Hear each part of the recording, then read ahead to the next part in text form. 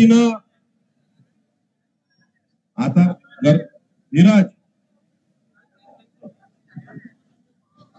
ज्या पद्धतीनं तुम्ही 8 दिवस आता सहकार्य केलं, सत्यपाल महाराज सुद्धा इथे आलेले आहेत, त्याचं सुद्धा मी स्वागत करतो.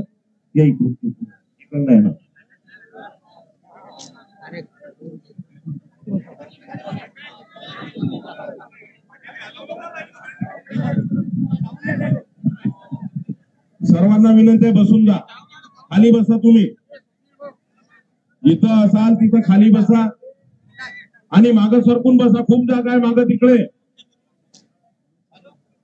मागं सरकून जा. दत्ता भाऊ मागं करा त्यांना. अरे तुम्ही खाली बसा ना, बसा खाली, बसा लवकर, चला बसा खाली, खाली बस रवी, बसा खाली लवकर. इकडले हटा बाजूनं, तू बस पहिले खाली. हा, थोडं थोडं मागं सरका.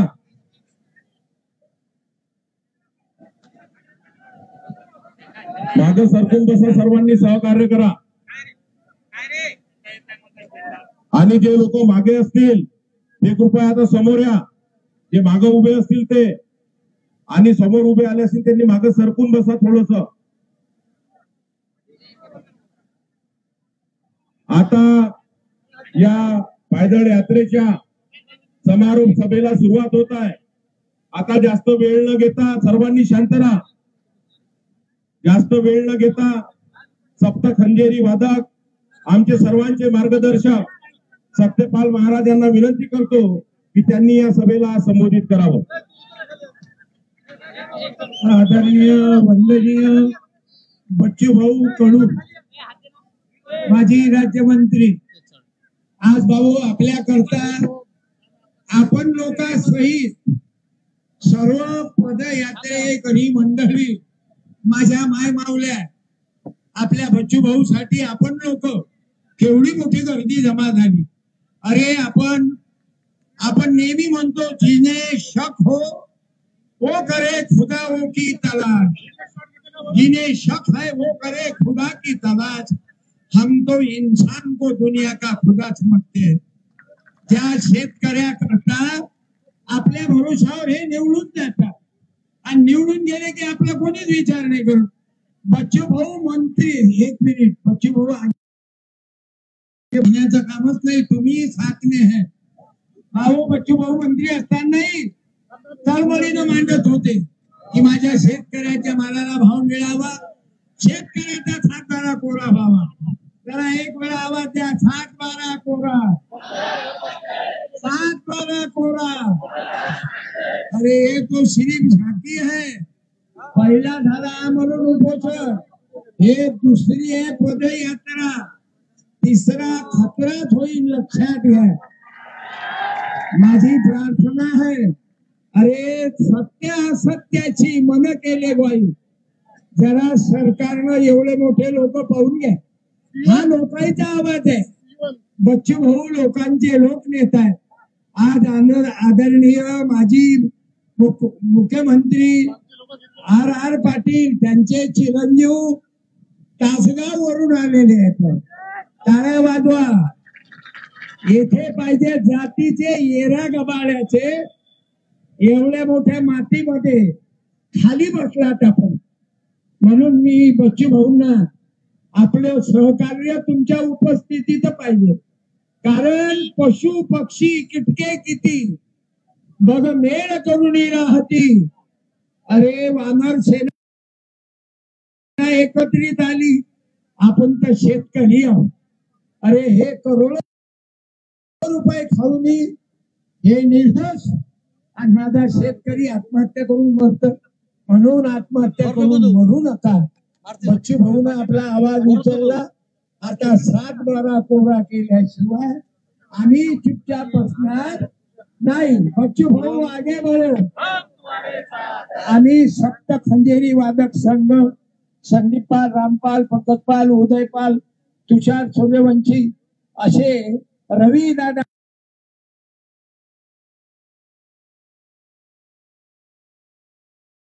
मानो असे आम्ही 50 पाल आहोत. फिरून हा विचार मांडू.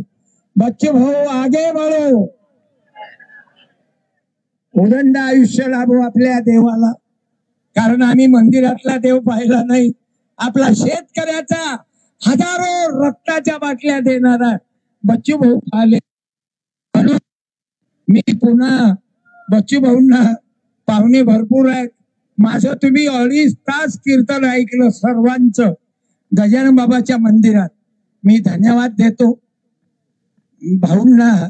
पुन्हा संचालन करणारे दादा, तब्येत चांगली आहे यायची, आमची कधी होईल.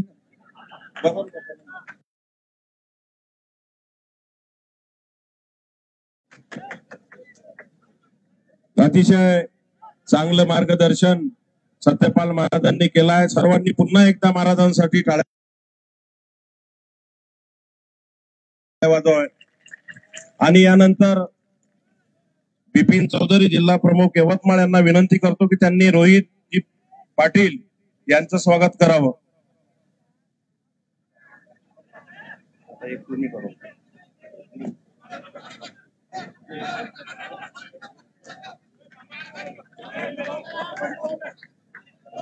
तसंच हनुमंतराव देशमुख यांना विनंती करतो की त्यांनी माजी आमदार ख्वाजा बेग साहेबांचं सुद्धा स्वागत करावं.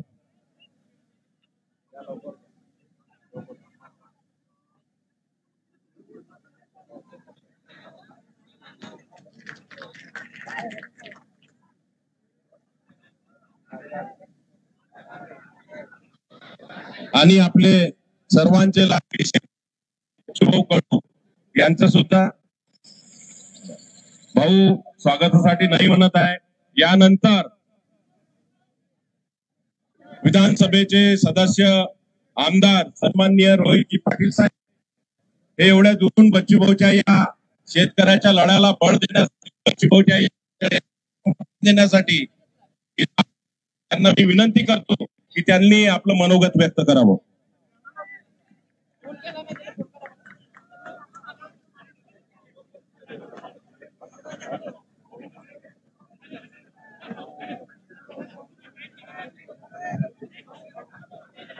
आजच्या या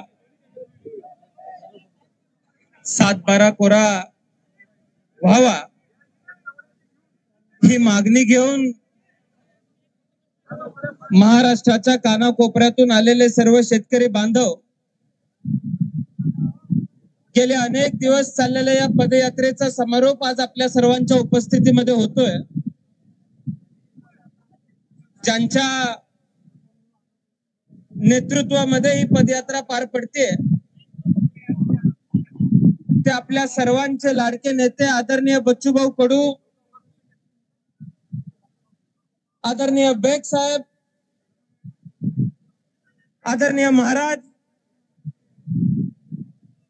आणि महाराष्ट्राच्या कानाकोपऱ्यातून आलेले आपले सर्व जीवाभावाचे सर्व शेतकरी बांधव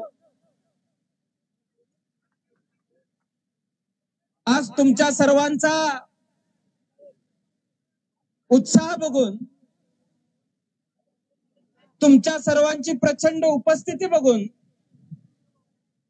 येत्या काही दिवसांमध्ये आपण सर्वजण सरकारला गुडघ्यावरती आणल्याशिवाय स्वस्थ बसणार नाही, ही भूमिका मला आपल्या सर्वांकडे बघून लक्षामध्ये आलेली आहे.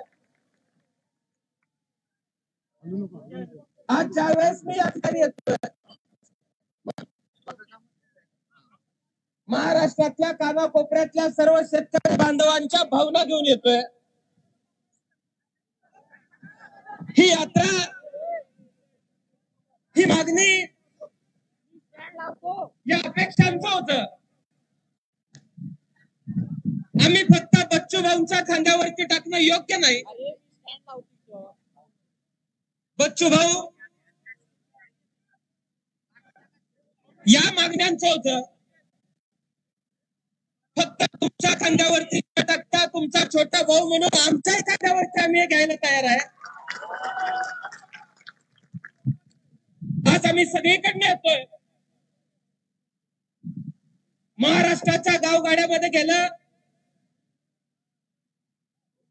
तर तूर उत्पादक शेतकरी, कापूस उत्पादक शेतकरी, सोयाबीन उत्पादक शेतकरी, द्राक्ष उत्पादक शेतकरी,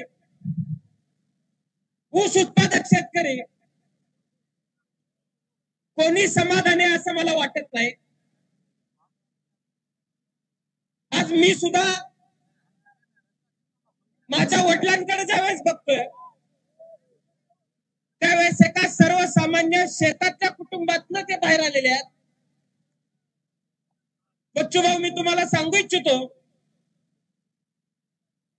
अवघा 23 वर्ष वय असावं माझ्या वडिलांचं. व्यसनाच्या आहारी जाऊन आमचे आजोबा वारले. पण मी तुम्हाला सांगू इच्छितो, माझ्या आजीनं आणि माझ्या वडिलांना फक्त शेतीच्या जीवावरती त्या काळामध्ये 50,000 रुपयांचं कर्ज फेडलं होतं. काबड कष्ट करावं लागतं. गावगाड्यामध्ये शेतकऱ्यांच्या पोरांचं आयुष्य कसं असतं हे माझ्या कुटुंबामध्ये आम्ही बघितलेलं आहे. आज गावगाड्यामध्ये फिरताना आम्ही खाली जाऊन बघतोय.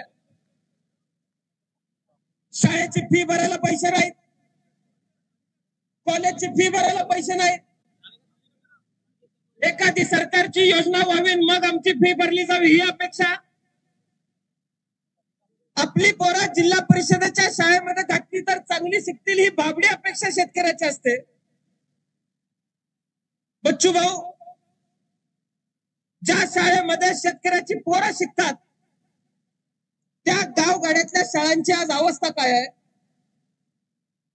आम्ही मागणी करतोय शेतकऱ्याचं कर्जमाफ व्हावं. त्याला कारणच आहेत की आम्हाला सुख समाधानाचं आयुष्य जगता येत नाही. जे आयुष्य डॉक्टर बाबासाहेब आंबेडकरांनी घटनेत आम्हाला जगण्याचा अधिकार दिलाय त्या आयुष्यात जगण्याचा अधिकार आपल्याला आहे का नाही? पण त्या आयुष्यात जगण्याचा अधिकार शासनाच्या धोरणांमधून बघायला मिळत नाही. मी आज या ठिकाणी येत असताना बऱ्याच ठिकाणून मला फोन आले. काही लोकांनी मला बच्चूभाऊ थांबवण्याचा प्रयत्न केला की बच्चूभाऊ देखील मंत्री होते, त्या काळात त्यांनी काय केलं असा सवाल मला त्यांनी केला. मी त्यांना सांगितलं पंजाबच्या सीमेवरती तिथला शेतकरी दिल्लीच्या सीमेवरती येऊन आंदोलन करत होता. त्यावेळेस हातामध्ये मंत्रीपद होतं. संपूर्ण देशामध्ये शेतकऱ्यांच्या मांडीला मांडी लावून शेतकऱ्यांच्या खांद्याला खांदा लावून एकमेव मंत्री ज्या शेतकऱ्यांबरोबर आंदोलनामध्ये मिसळला त्या मंत्र्याचं नाव बच्चूभाऊ कडू होतं. ज्या माणसाचा हेतू प्रामाणिक आहे, ज्या माणसाच्या शेतकऱ्याच्या संदर्भामध्ये भावना प्रामाणिक आहे, त्या माणसाच्या उपोषणामध्ये आंदोलनामध्ये फक्त सहभागी म्हणून नव्हे तर त्या माणसाबरोबर घाम गळावा लागला, रक्त सांडावं लागलं तर ती रक्त सांडण्याची तयारी आमच्या सर्वांची असणार आहे. आज आपण सर्वांनी लक्षामध्ये घ्यायचं आहे, उद्याचा संघर्ष आपल्या सर्वांसमोर फार मोठा आहे. बच्चू भाऊ, मी तुम्हाला सांगू इच्छितो, 2 दिवसापूर्वी माझ्या भागातल्या द्राक्ष उत्पादक शेतकऱ्यांची मी दयनीय अवस्था लक्षवेधी म्हणून विधान भवनामध्ये अधिवेशनामध्ये मांडली. दुर्दैव महाराष्ट्राचं असं आहे, मी जी लक्षवेधी मांडली बच्चू भाऊ, मी द्राक्षाच्या संदर्भातली लक्षवेधी मांडली. कृषी मंत्री उठले, त्यांनी मला सांगितलं उत्तर देताना की मी सुद्धा द्राक्ष उत्पादक भागातून येतो. त्यांनी मला प्रक्रिया सांगायला चालू केली. बच्चू भाऊ, लोकप्रतिनिधी म्हणून द्राक्ष उत्पादक भागातून निवडून येतात आणि द्राक्ष कशी उगवतात हे सुद्धा कृषी मंत्र्यांना माहित नव्हतं. मी त्यांना म्हणलं, शासन मला चुकीचं उत्तर देतंय. आपल्याला द्राक्षाची उगवण्याची प्रक्रिया माहित नाही. मला तुम्ही दिलेलं उत्तर मान्य नाही म्हणून मी लक्षवेधीला उत्तर देताना सांगितलं, ज्यांना शेती समजत नाही अशी माणसं आज या राज्याच्या शेती मंत्री म्हणून बसलेली आहेत. आमची प्रामाणिक भावना आहे, माझी शासनाला विनंती असणार आहे, आज इथे येऊन जनसमुदाय बघण्याची त्यांनी आवश्यकता आहे. इथल्या शेतकऱ्यांची भावना समजून घेणारा शेती मंत्री या महाराष्ट्राला मिळाला पाहिजे. आणि ज्याला शेतीतलं कळतं असा शेती मंत्री मिळाला पाहिजे, अशी जर भावना आम्ही व्यक्त केली तर काय चुकीचं आहे? हे शेती मंत्री द्राक्षाचं नुकसान झालेलं बघायला जातात आणि तिथं शेतकऱ्यांना काय म्हणतात की इथं ढेकळांचा पंचनामा करायचा काय? आज तुमच्या कल्पक बुद्धीकडे बघून आम्हाला सुद्धा प्रश्न पडतो, ढेकूळ मातीचा आहे का ढेकूळ तुमच्या बुद्धीचा आहे? हा सुद्धा प्रश्न तुमच्या कल्पक बुद्धीकडे बघून आमच्याकडे आम्हाला पडतोय. आज बच्चू भाऊंसारखं नेतृत्व या राज्यातल्या शेतकऱ्यांच्या साठी उभारलेलं आहे. आपण सर्वांनी या पुढच्या काळामध्ये काळजी घ्यायची की आपला नेता एकटा पडला नाही पाहिजे, आपला नेता एकटा संघर्षामध्ये पडला नाही पाहिजे. ज्यावेळेस आपला नेता संघर्ष करतो त्यावेळेस तुमच्या आमच्या ताकदीच्या जोरावरती आपला नेता संघर्ष करत असतो. उद्या न्याय मिळाला तर बच्चू भाऊंना न्याय मिळणार नाही. उद्या कर्जमाफी झाली तर एकट्या बच्चू भाऊंची कर्जमाफी होणार नाही. उद्या हमी भाव मिळाला तर एकट्या बच्चू भाऊंच्या रानाला हमी भाव मिळणार नाही. तो तुमच्या आमच्या सर्वांच्या रानाला हमी भाव मिळणारा ही भावना तुम्ही सर्वांनी लक्षात ठेवायचे. आणि शेवटपर्यंत बच्चू भाऊंबरोबर या मागण्यांच्या बरोबर उभा राहण्याची भूमिका आपण सर्वांनी घ्यायची. बच्चू भाऊ या सगळ्यांच्या साक्षीने मी तुम्हाला सांगतो, या महाराष्ट्राच्या विधानसभेचा सदस्य म्हणून आणि आराराबांचा मुलगा म्हणून माझ्या शेवटच्या श्वासाबरोबर पर्यंत मी तुमच्या मागण्यांबरोबर तुमच्या बरोबर उभा असेल एवढंच आज या ठिकाणी मी सांगतो. आणि मी मनापासून आपल्या सर्वांचा आभार मानतो. खर तर बैलगाडीत आम्ही दोघं उतरलो, मला भीती एकच होती की आजूबाजूला सगळे उंच माणसं आहेत, बच्चू भाऊ दिसतील, मी दिसणारच नाही. मला सहज कोणी हात डोक्याला धरून बाहेर काढलं तर मी बाहेर पडेन. पण बच्चू भाऊंच्या कार्यकर्त्यांनी मला सांभाळून घेतलं, त्याबद्दल मी त्यांचा सुद्धा मनापासून आभारी आहे. आपण सर्वजण मोठ्या संख्येनं इथं उपस्थित राहिलात आणि आम्हालाही उपस्थित राहण्याची संधी दिली, त्याबद्दल मी मनापासून आपल्या सर्वांचा आभार मानतो आणि माझे दोन शब्द मी संपवतो. जय हिंद, जय महाराष्ट्र. धन्यवाद. रोहितजी पाटील यांनी आपलं मनोगत व्यक्त केलं. यानंतर आपले शेतकरी नेते बच्चू भाऊ यांना विनंती करतो की त्यांनी आपलं मनोगत व्यक्त करावं.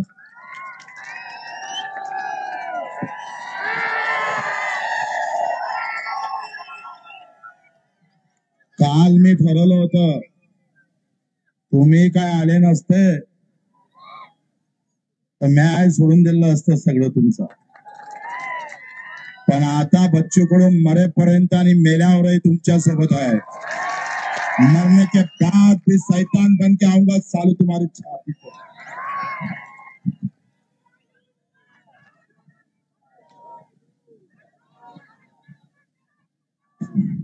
पहिले सगळ्या नाराजी आपण सर्व पक्षीय, सर्व जातीय, सर्व धर्मीय शेतकरी शेतमजुरांचा,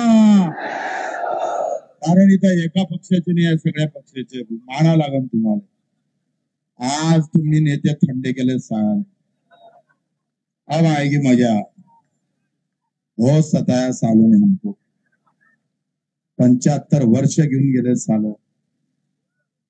वावर विकले, बहिणीच्या लग्नाला बैल जोड्या विकावं लागल्या, म्हैस विकावं लागली. एक माय माऊली भेटली, 4 लाख रुपये खर्च लागला म्हणे. म्हटलं तू कसं काय दिला? सगळ्या बकऱ्याचं धन विकून टाकलं, सगळ्या बकऱ्या विकल्या. येताना दुःखाची वाट होती सगळी.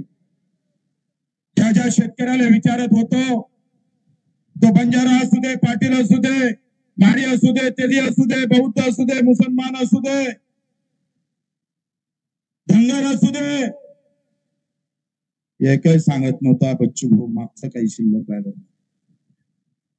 अरे वेदनासारखे आहे, कष्ट सारखे आहे, आणि तरी तुम्ही आले का आहे? मित्र, तुम्ही ज्या पावलाला चालत आले, बगैर पैशाने आले, बच्चू कडू 140 किलोमीटरवरून जरी आला असाल, कम से कम मी टीव्हीवर दिसला असेल, पण टीव्हीवर न दिसणार असता आपण आलात, मानाचा मुद्रा आहे तुम्हाला. तानाजी नंतर कोण शहीद झालं पता नाही, तानाजी नंतर कोण सैन्यात होतं माहित नाही. तशातले तुम्ही लोक, तशातले लोक. ना नाव येणार ना गाव येणार, आणि तरी सुद्धा त्या लोक चळवळीला तुम्ही इथे उपस्थित झालात. खर तर मानव तेवढे उपकार कमी आहे तुमचे. मला पत्रकारानं विचारलं, तुमच्या पायात खोपे आले, जखमा आल्या, त्या जखमान आणि त्या फोळाले कोण विचारतं? अरे रोज 10 आत्महत्या होते आमच्या शेतकऱ्याच्या. आमचा शेतकरी आमच्या पत्नीला पोराला सोडून जात, थोडस मन दुखत नसेल का रे त्याचं? थोडस दुखत नसेल?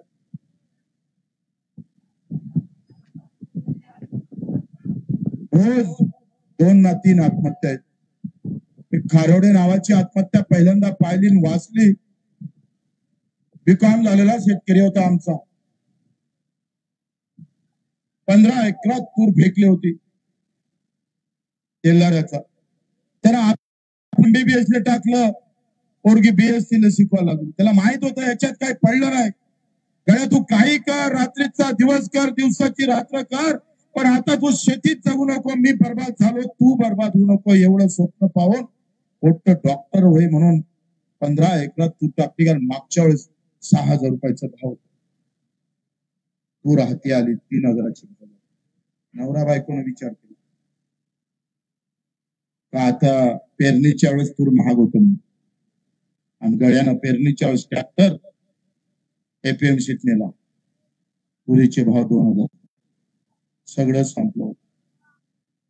BSc BCom झालेला आणि सरपंच असणारा त्यानं खर खर लिहून ठेवलं करा, कारण त्यावेळेस तुरीची डाळ आयात झाली होती. थांब रे. आणि त्या आयात केल्यामुळं तुरीचे भाव पडले होते. सरकार कोणाचं असू दे,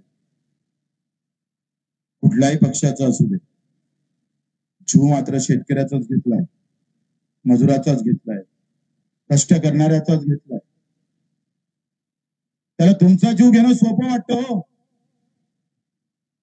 तो कलेक्टरला हात लावत नाही कॉलला त्याच्या, कारण त्याची ताकद मोठी आहे एकटा असला तरी. आणि आम्ही बहुत संख्या असून सुद्धा आम्हाला मात्र पाय घासून म्हणावं लागतं. खारोडेनं चिठ्ठी लिहिली आणि त्याच्या गावातल्या ग्रामपंचायतच्या झाडावर फासार देऊन दिला. साहेबराव तरडे पाटलाचं तेच झालं. काल श्रीकृष्ण नावाच्या माणसानं आत्महत्या केली. मी जेव्हा अन्नत्याग बसलो होतो तेव्हा श्रीराम नावाच्या माणसानं आत्महत्या केली. अरे भाजपच्या राज्यात श्रीरामाला रामाला आत्महत्या करावं लागतं, श्रीकृष्णाला आत्महत्या करावं लागतं. काल परवा गजाननला आत्महत्या करावं लागले. सालो धर्म आम्ही पाहतोय, मंदिर बांधून जेवढं पुण्य कमावलं ना तेवढं पाप कमावलंय तुम्ही, तेवढं पाप कमावलं. मग हे पाप आम्ही पाहतोय, हे पाप असंच वाढत जाणार आहे, कारण तुम्ही एकत्र नाही म्हणून. आज बरं वाटलं. हे पायातले फोळा आम्हाला पाहतोय, हे दुखत नव्हते, विसरून गेलो होतो आम्ही दुखणं. मला एक गावचे मधात तूप टाकळीचे लोक भेटले. ते म्हणे आम्ही कधीच एकत्र आम्ही आलो म्हणे, सगळ्या जातीतले लोक, बंडी अधिक कुणाचा, तिसरं जेवण तिकडे धनगर बांधवाचं, असं सगळ्या जाती मिळून आमच्या यात्रेचं स्वागत करत होते. म्हटलं जितलो गड्या, जीत गया, जितलो आम्ही. तुम्ही असेच एकत्र राहिले पाहिजे. काही अपेक्षा नाही आम्हाला. जाती जातीच्या नावानं भांडू नका, कारण हे वातावरण जेवढं चांगलं होईल तुमचं शेतकऱ्याचं म्हणून तुम्हाला भांडणं लावणारी लोक इथं पैदा होणार आहे.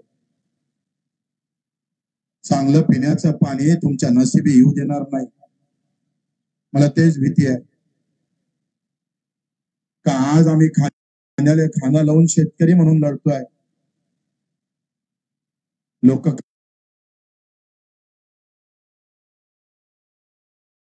कार्यकर्ते म्हणत होते का सरकारले जागा करू, म्हटलं सरकारले जागा करायला चिकडू केली पाहिजे. माझा शेतकरी जागा झाला ना तर गावातला एक जरी गोम्या उठला तर साला सरकार जाग्यावर आल्याशिवाय राहणार नाही. त्याच्या बापाला जाग्यावर यावं लागलं. पण तुमच्यातला आयब मोठा बांधा आहे. जाती धर्माच्या नावानं लय खेळवलं आम्हाला, लय खेळवलं. सगळी ताकदच आमची त्याच्यात मिळून टाकली. मी जे 20 वर्षाचा अभ्यास करतो ना भाऊ, त्याचं मूळ सत्यपाल महाराज नेहमी ते सांगतोय. आमचे खाजा नवाबजी आलेले आहे, आडे आहे, सगळे बिपिनाचं आमचं बल्ल सगळे आम्ही बसलोय. म्हटलं हे लोक येईन का नाही मला माहित नाही यार, कारण मी जातीच्या नावानं आलो असतो ना किंवा धर्माचा झेंडा घेऊन आलो असतो तर इकून धर्मवीर होऊनच गेलो असतो. पण आज तुम्ही मन जिंकलं भाऊ. खरंच मायच्या शक्तीनं सांगतोय, माझी माय सुद्धा वरती आनंदित झाली असेल. ते म्हणे 300 काय होते बच्चो, एखादा 1000 गुन्हे दाखल झाले पाहिजे. तयार आहे बच्चू कडू गुन्हे दाखल व्हायसाठी. माझ्या शेतकऱ्याचं मरण थांबलं पाहिजे, त्याची आत्महत्या थांबली पाहिजे, एवढंच कारण आहे. हे पायपीट त्याच्यासाठी आहे. तुम्ही घरी गेल्यावर विसरू नका. घरी गेल्यावर जर विसरले आणि एखादं हे सगळं त्यांच्या IT सेला काही टाकून देत, बयाच माझं नाव घेऊ, कुणाचं काही सांगून एखाद्या जातीपातीचं भांडण लावून देईन आणि सगळी जमा झालेली ताकद एका क्षणात.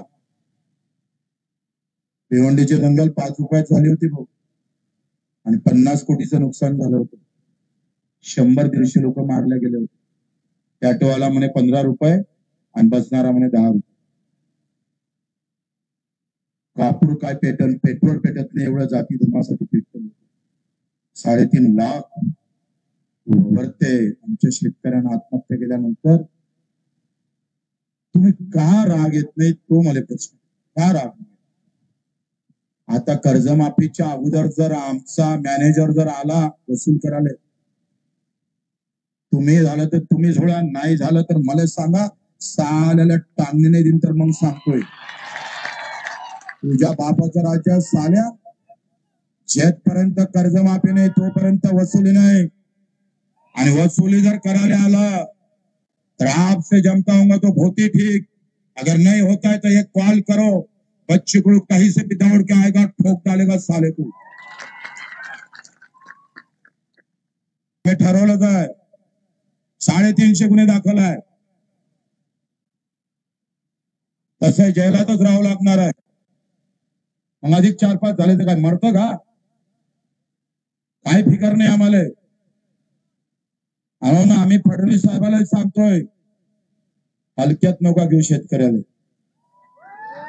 हलक्यात घ्या ना तर आता तर आमची फक्त नागरटी सुरू आहे, नाही आमची वखरण सुरू आहे. नागरटी लागन ना 3 इंच जातो जमिनीत अंदर.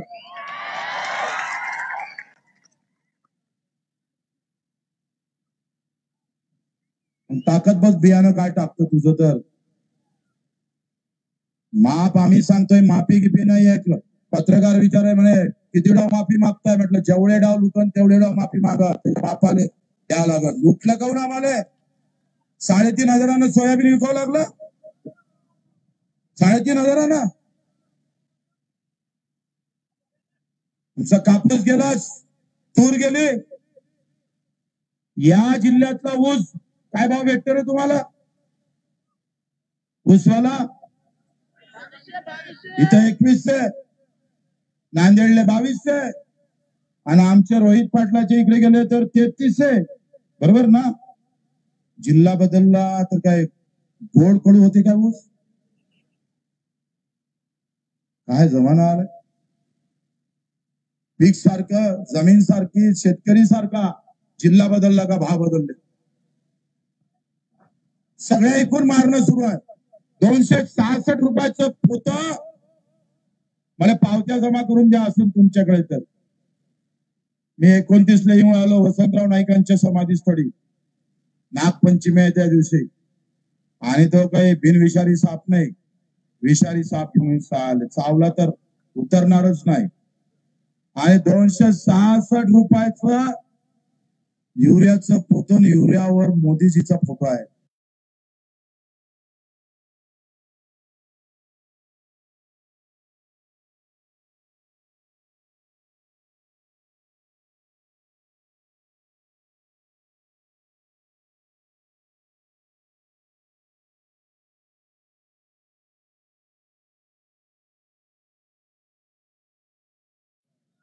तरी साला दुकानदार 350 रुपये. मान्य आहे ना सगळेले? पक्का आहे का थांबून ठेवायची लढाई?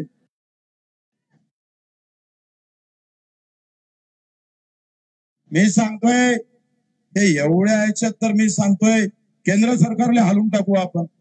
हे काय चीज आहे इकडलं? एवढ्या याच्यात आपण केंद्र सरकारला हालून टाकू. भाऊ त्या पंजाबच्या शेतकऱ्याने 13 महिने आंदोलन चालू ठेवलं. 13 महिने 700 लोक मरण पावले. 700 लोक असे बसता बसता मरत होते आमने सामने, पण गडीने उठत होते. म्हटलं ऊन लागली तर तुम्ही पडणार, पण तुम्ही थोडस पंजाब वाल्यापासून शिकलं काहीतरी, बरं वाटून राहिलंय. चौफेर तुम्ही बिलकुल एकही माणूस हल्ला नाही हो. एकदा तुम्ही तुमच्यासाठी टाळ्या वाजवा. बढिया, बहुत बढिया.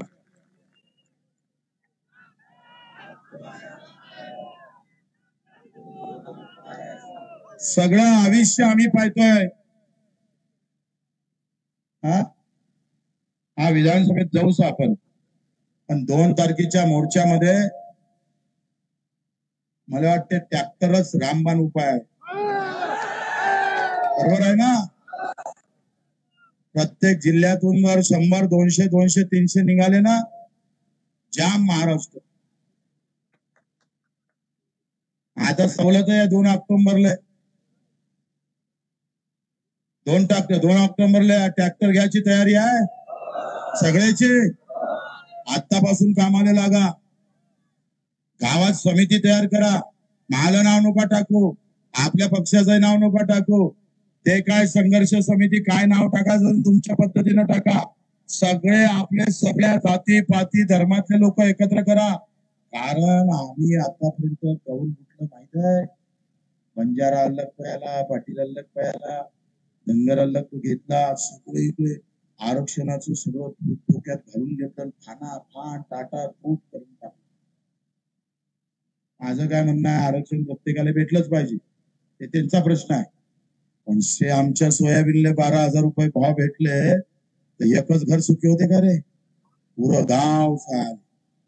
शेतीच्या प्रश्नातच सगळं अटकलाय का? शेतकरी जर भाव भेटला ना भाऊ, आपण कर्जमाफीची लढाई आहे ना, ही तात्पुरती आहे. ये अपनी बात नाही, ये तो लुटा है करके ये. आणि ते बोमलले म्हणून 7-12 कोरा कोरा कोरा. आता फडणवीस साहेबाला आपण बोलायला लावलं तरी बोलायला लावलं. पहिले बोलतच नव्हते. 7 दिवस अन्नत्याग आंदोलन केलं आणि 7 दिवसानंतर सांगितलं आता आम्ही समिती तयार करतोय. आता उद्या परवा आम्हाला मॅसेज आला म्हणे आता या आठवड्यात कुठल्याही परिस्थितीत उच्चस्तरीय समिती तयार करतो. म्हटलं करा, पण जिल्हा परिषदच्या अगोदर कर्जा,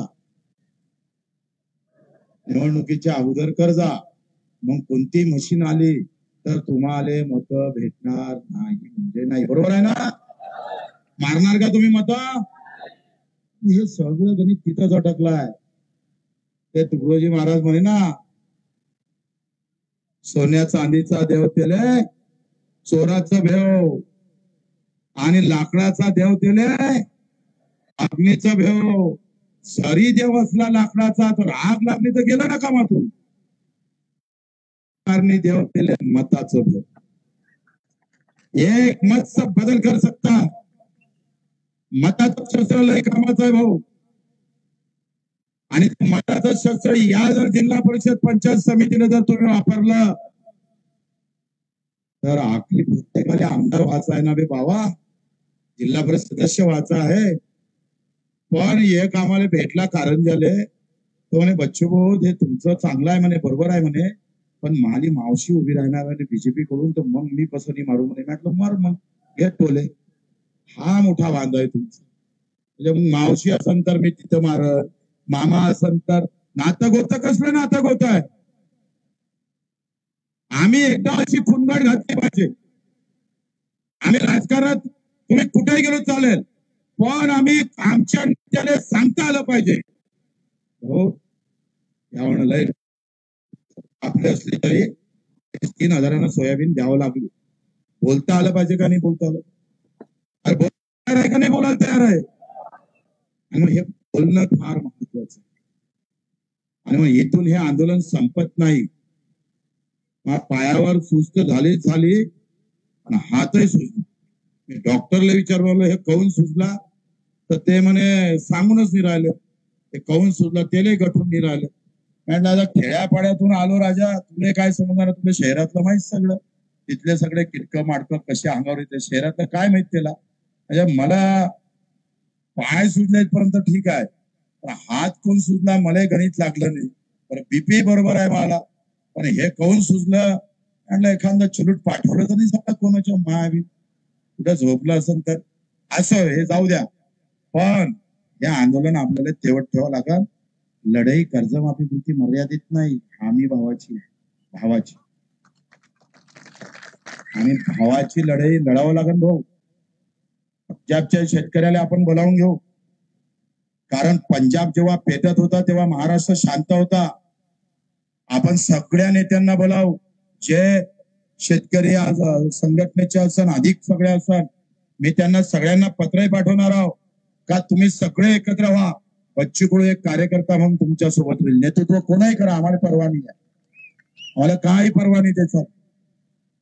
आयुष्यात पद आणि मान सन्मान हेच काही सगळं नसतं. अरे आमच्या आत्महत्या थांबल्या तरी लई मोठी गोष्ट झाली आमच्यासाठी, आणि तेच खऱ्या अर्थानं आपल्याला समोर करायचं आहे. ही लढाई कर्जमाफीची आणि पुढची लढाई हमी भावाची. तुमची सगळ्याची तयारी असली पाहिजे. आणि आम्ही एक उपाय दिला, रोहित पाटील सुद्धा तुम्ही सुद्धा हे सभागृहात मांडा. पेरणी ते कापणीपर्यंत सगळे कामं एमआरजीसी जोडवा. आता पेरणी ते कापणीपर्यंत जे मजुरी लागतं ना, ती मजुरी जर एमआरजीसी कव्हर केली तर आमचा सगळ्यात जास्त खर्च आहे मजुरीवर. म्हणजे 60% खर्च आमचा मजुरीवर जातं की नाही जात. गावातला मजूरही सुखी होणार आणि शेतकऱ्याचा खर्च वाचणार. आणि 60% जर खर्च वाचला, उद्या गारपीट जरी आली तर नुकसान 40%च होणार आहे. म्हणजे नुकसान भरपाईचं जास्त टेन्शन आमच्यावर राहणार नाही. आणि भाव कमी जरी झाले तरी आम्ही नफ्यात आल्याशिवाय राहणार नाही. दोन गोष्टी सरकारला करावं लागेल. आपली लढाई गावात मजुराला घेऊन चालायचं आहे भाऊ. गावात दोनच समाज आहे, एक शेतकरी समाज आणि एक भूमिहीन जो शेतमजूर आहे. त्या दोघांना घेऊन चालावं लागेल. त्याच्यासाठी सुद्धा वित्त मंडळ आपण मागितलं. आमचे मेंढपाळ असेल, आमचे मच्छीमार असेल, ग्रामपंचायत कर्मचारी असेल, मी सांगतोय जास्त वेळ लागणार नाही. 2 ऑक्टोबरच्या आतच हे जर असं राहिलं ना, मी तुम्हाला सांगतोय 2 ऑक्टोबरच्या 7-12 कोरा झाल्याशिवाय राहणार नाही. तुम्ही गावागावात अधिक तुम्हाला आयडिया देतो मी. आम्ही त्या पद्धतीने तुम्ही जर पालन केलं तर मी सांगतोय कुठल्याही परिस्थितीत 182 शासन निर्णय आपण दिव्यांगासाठी काढले. मी जेव्हा पहिल्यांदा आमदार झालो होतो, आबा असे पहिले माणसं होते, उपमुख्यमंत्री होते, आणि मी टाकीवर चढलो होतो कर्जमाफीसाठी. केंद्राची कर्जमाफी झाली होती आणि आबा पहिले उपमुख्यमंत्री असे होते का 350 पायऱ्या चढत चढत टाकीवर आबा आले होते. काय योग आहे बघा. तो एक कर्जमाफीचं आंदोलन, आणि आज आबा नाही आहे, त्यांचे पुत्र सुद्धा इथं हजर आहे. म्हणजे पहिल्या आंदोलनात आबा उपमुख्यमंत्री म्हणून आले आणि दुसऱ्या आंदोलनात रोहितजी आपण म्हणून आले. हे जे नातं आहे ना, हे फार महत्वाचं आहे आणि हे नातं जपता आलं पाहिजे. हे योगायोग आहे भाऊ. आणि म्हणून आपल्या सर्वांना 24 तारीख चक्का जाम करायचा आहे. 24 तारीख तयार आहे पूर्ण महाराष्ट्रात. आम्ही बाकीच्यांना बोलावणारच आहोत. 24 तारखेला लोकमान्य टिळकाची जयंती आहे. 2च तास करायचा, ट्रायल घ्यायची पहिली 2च तास. कसं करायचं मी तुम्हाला आयडिया देतो, बरोबर फोन करतो. फक्त 2 दिवस अगोदर घरी राहायचं नाही, पोलीसवाले पकडून घेऊन जाईल. तुम्ही 2 दिवस बाहेर राहायचं आणि अवघ्या महाराष्ट्रात 24 तारखेला 9 ते 10-11 वाजेपर्यंत आपण सगळ्यांनी चक्काजाम केला पाहिजे. करणार आहे का नाही आहे? काही लोकांच्या हात वरते नाही आहे, थोडे हात वरते करा. सगळे तयार आहे? पक्का? जय जवान. सगळ्यांना पाहिजे आवाज आला. मी तो जेवण करून आलो. तुमची खिचडी भेटली नाही का? भेटली का नाही भेटली? सोन्यानं एकदा जय जवान. जय सेवालाल, जय शिवराय, जय भीमराय, जय ज्योती, जय हिंद्या. धन्यवाद. तुम्ही आल्या त्या मार्गाने व्यवस्थित सगळे ट्रॅक्टरवाले व्यवस्थित जा. मित्रांनो 24 तारीख जबरदस्त झाली पाहिजे. जय हिंद, जय महाराष्ट्र. धन्यवाद.